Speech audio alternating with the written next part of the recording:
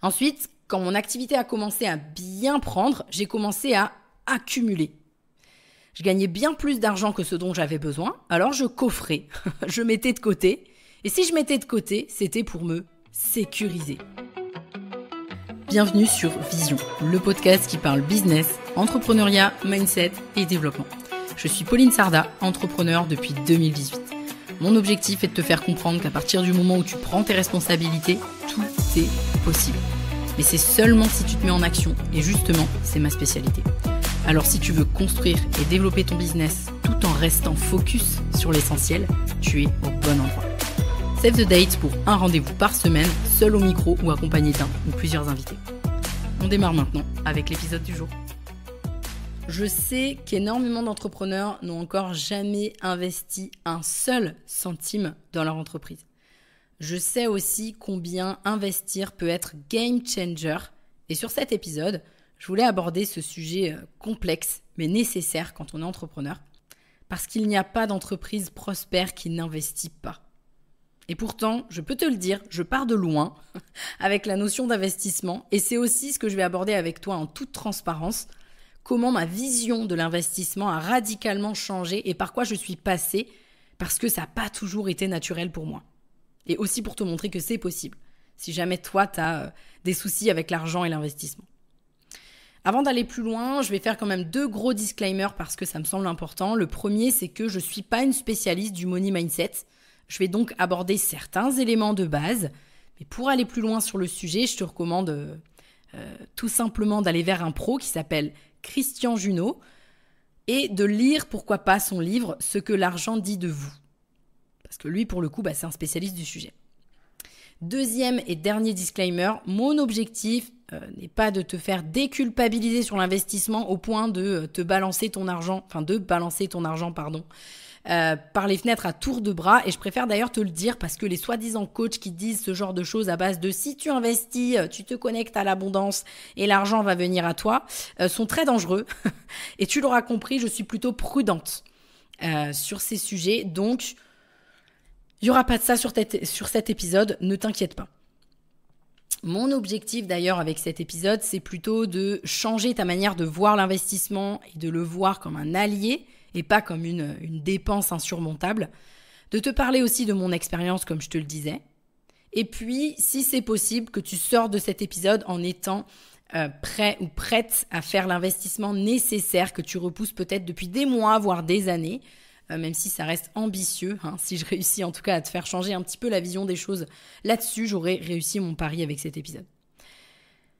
Pour démarrer, il me semble intéressant de parler de 3 croyances qu'il y a autour de l'argent, en tout cas les plus répandues, tout en essayant de voir l'autre côté de la pièce, si je peux le dire comme ça.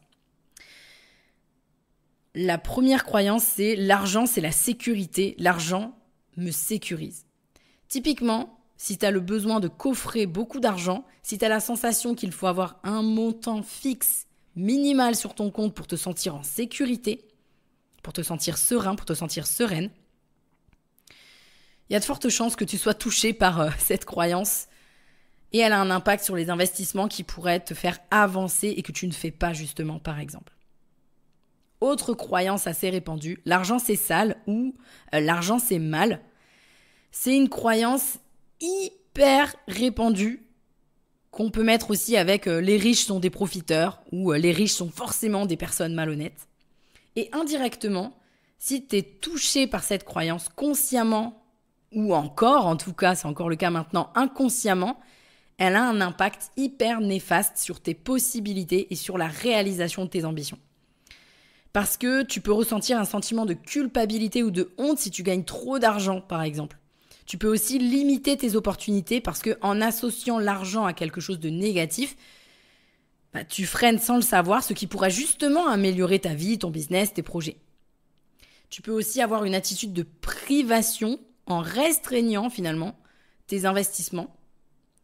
Et donc tout ça, ça a un impact sur ta manière d'investir, d'utiliser ton argent et donc sur tes résultats qui ne viennent peut-être pas ou que tu n'arrives pas à atteindre pleinement. Et dernière croyance que je voulais aborder, c'est l'argent, c'est le conflit. L'argent, c'est le nerf de la guerre. Le fameux proverbe, la fameuse citation. Forcément, si tu penses que l'argent est responsable des conflits, tu vas faire en sorte d'éviter les conflits. Et donc, qu'est-ce que tu vas faire en voulant les éviter ?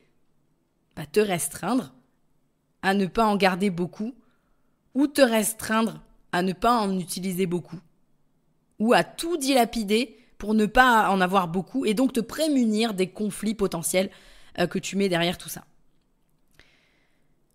Tu l'as compris, toutes ces croyances, que tu sois touché par une ou plusieurs, ne t'aident pas du tout à investir dans ton entreprise.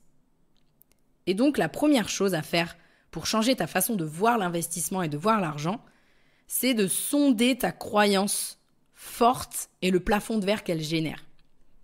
Parce qu'en restant dans cette situation, qu'est-ce que ça vient conforter ?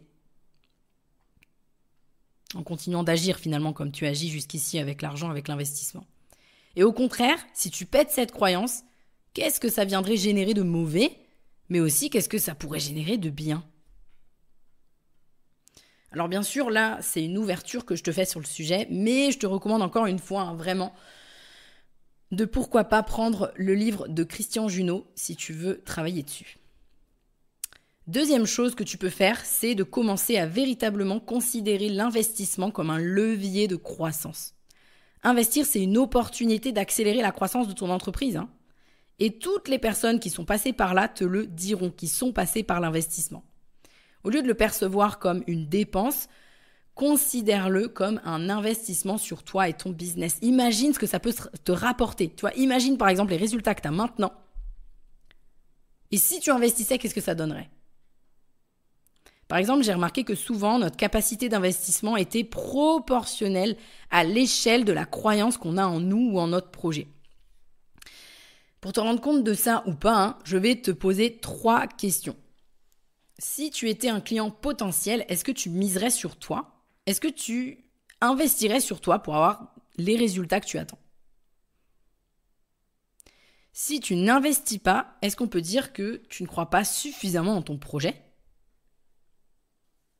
Et si au contraire tu y crois, tu sais qu'il a de la valeur pour les autres et qu'il peut apporter beaucoup et que tu peux y arriver, qu'est-ce qui t'empêche vraiment d'investir pour donner un coup de booster à ton objectif ? Petite anecdote là-dessus, les investisseurs, ils investissent en général dans les entreprises où les entrepreneurs investissent parce qu'ils savent que l'entrepreneur croit en son projet. C'est une preuve de croyance envers son projet.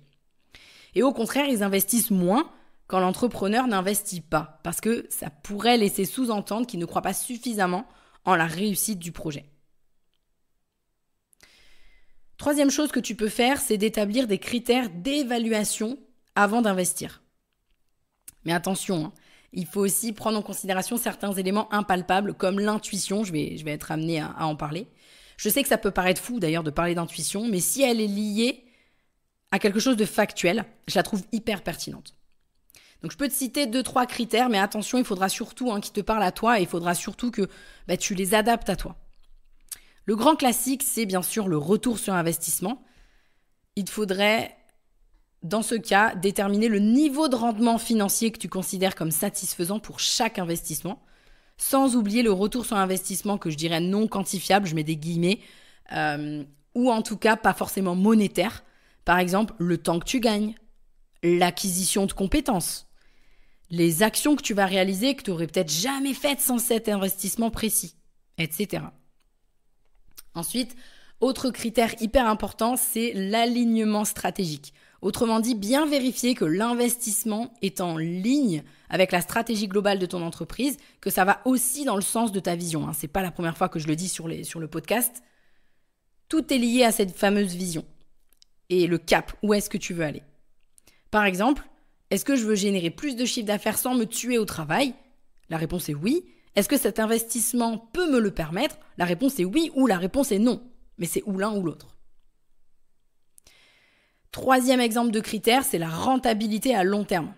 Il faut évaluer si l'investissement est susceptible de générer des bénéfices durables et à long terme. Et pour ça, il faut prendre en compte les tendances du marché, les projections financières que tu as, ton prévisionnel, etc.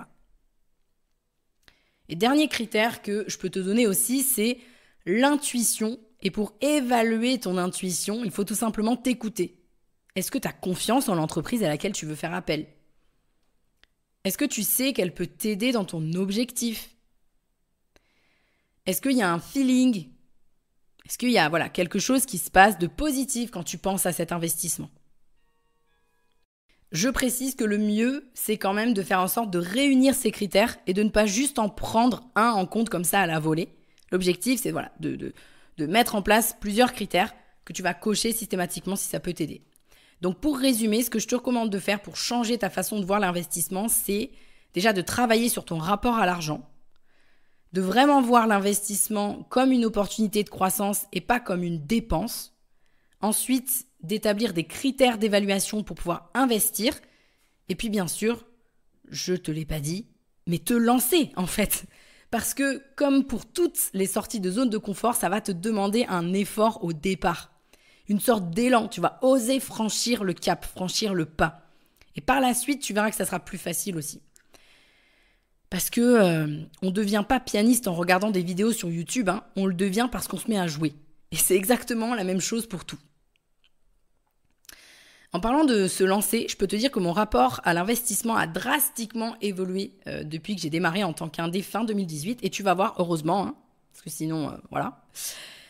Je vais te raconter un peu ça dans les grandes lignes. De fin 2018 à mi-2020, j'étais en micro-entreprise et pendant toute cette période, le seul investissement que j'ai fait a été des photos pro. Et à l'époque, j'en ai eu pour 200 €, il me semble. Et pour moi, c'était un gros investissement. J'ai dû le faire en janvier 2019, donc seulement 2 ou 3 mois après m'être lancée. Et puis entre-temps, nada, j'ai rien investi. Et si à ce moment-là, pour moi, c'était un gros investissement, c'est parce que j'avais déjà quasiment rien gagné avec mon activité encore. Je bénéficiais encore du chômage et j'étais peut-être aux alentours de 800 ou 900 € par mois. Donc 200 €, c'était quand même un gros investissement à ce moment-là pour moi.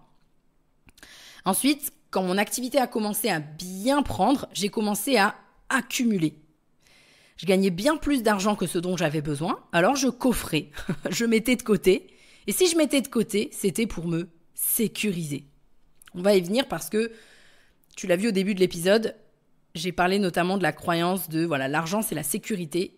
Eh bien chez moi, elle était bien ancrée. À ce moment-là, j'avais conscience que c'était pour me construire une sorte de trésorerie d'avance. Je dis une sorte de trésorerie d'avance parce qu'en micro, je sais pas vraiment si on peut qualifier ça de trésorerie. Ça en est une, mais pas tout à fait, mais bref. Je m'étais dit que ce serait bien si j'avais au moins 20 000 € de côté sur un livret A ou sur autre chose. Et j'étais partie avec cet objectif-là. Et puis est venu le moment où je suis passée en société. Donc ça, c'était mi-2020. Je suis passée en société à ce moment-là parce que j'avais besoin justement d'investir et que la micro-entreprise n'était pas hyper intéressante pour ça. Et pour le coup, ça participait à ne pas me faire investir. Et puis je me suis dit, ok, maintenant que tu es en société, une fois que je suis passée en société, ce serait bien que tu arrives à construire une trésorerie disponible d'au moins 30 000 €. Me demande pas pourquoi c'était 30 000. Pour moi, c'était 30 000 parce que c'était le montant dans ma tête qui me sécurisait. Et quelques mois plus tard, j'étais à 30 000. Donc, c'était cool. J'aurais pu m'arrêter là. Et c'est là le problème. Alors, c'est un problème et à la fois pas un problème, mais si, parce que tu vas voir, même si j'avais de l'argent, j'investissais pas.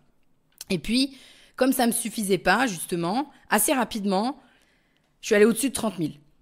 40 000 € de trésorerie, 50 000 €, 60 000 €, 70 000 €. Je précise tout en continuant de me payer, évidemment, d'investir un petit peu, mais à petite dose. Jusqu'à arriver à 100 000 €, à plus 100 000 € de trésorerie. Sauf que, il y a un moment dans le développement de l'entreprise où je me suis sentie dans une insécurité gigantesque par rapport à des actions que je devais poser, des choses que je voulais dire, que je voulais faire, pardon. Alors qu'à ce moment-là, j'avais, comme je te le disais, plus de 100 000 € de trésorerie. Donc en fait, on peut se dire, c'est bon, à l'aise, quoi. Et c'est là que j'ai identifié le problème.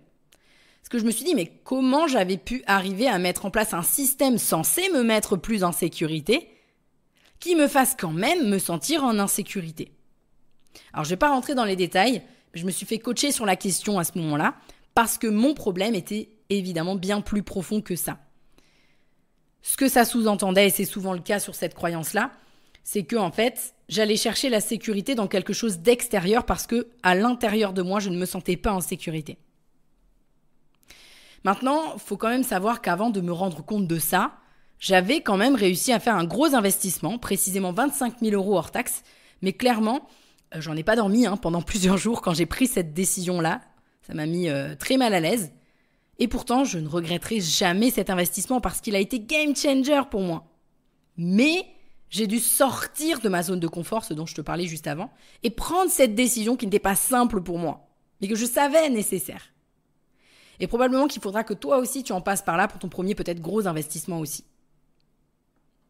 Ce qu'il faut retenir de mon retour d'expérience que je voulais te partager, c'est qu'investir, un peu comme la prise de décision, c'est une sorte de muscle que tu vas travailler tous les jours. Plus tu vas investir, plus tu vas aussi te faire confiance. Et c'est aussi une nécessité de toute manière quand on est entrepreneur. Parce que dis-toi que tu ne pourras pas continuer de construire le business que tu as envie de construire en investissant dans rien, en prenant toujours la version gratuite de l'outil, en prenant, voilà, là c'est des petits investissements, mais tout est investissement. Et il y a une phrase que j'aime bien, je ne sais pas si elle va te parler, alors je ne sais pas du tout de qui elle vient. Investis à hauteur des résultats que tu veux. Si tu investis petit, alors tu auras les résultats qui vont avec. Si tu investis grand, alors tu auras aussi les résultats qui vont avec. Alors bien sûr, je préfère le préciser parce que c'est important. Investir petit et investir grand, ça dépend de ta situation de départ. Je te dis pas d'investir 25 000 € si tu les as jamais générés avec ta boîte. C'est pas ce que je suis en train de te dire. Même si je serais pas si catégorique que ça non plus, parce que y a plein de boîtes qui font des crédits, etc. pour pouvoir se financer. Mais là, c'est pas le sujet. T'as compris ce que je voulais te dire. Ne pas faire n'importe quoi avec ton argent. Mais en gros, j'aime beaucoup cette phrase parce qu'elle sous-entend que tu auras les résultats de la hauteur que tu as su mettre pour investir. On arrive à la fin de cet épisode et j'aimerais te poser une question comme à mon habitude. C'est quoi cet investissement que tu sais game changer pour ton business que tu ne fais pas? Et si tu prenais cette décision, qu'est-ce que ça changerait? Je te laisse là-dessus. J'espère que cet épisode t'a plu, t'a apporté des éléments sur l'argent, sur la notion d'investissement et surtout que ça t'aidera à investir, à avoir ce courage aussi au départ d'investir et surtout qui participera aux grands résultats que tu as envie d'atteindre. Et je te dis à très vite dans le prochain épisode. Bye bye. Merci à toi d'avoir suivi cet épisode. Si tu l'as apprécié, je t'invite à me laisser un avis 5 étoiles sur la plateforme d'écoute sur laquelle tu te trouves ou mieux encore, à le partager à quelqu'un de ton entourage qui aurait selon toi besoin de l'écouter.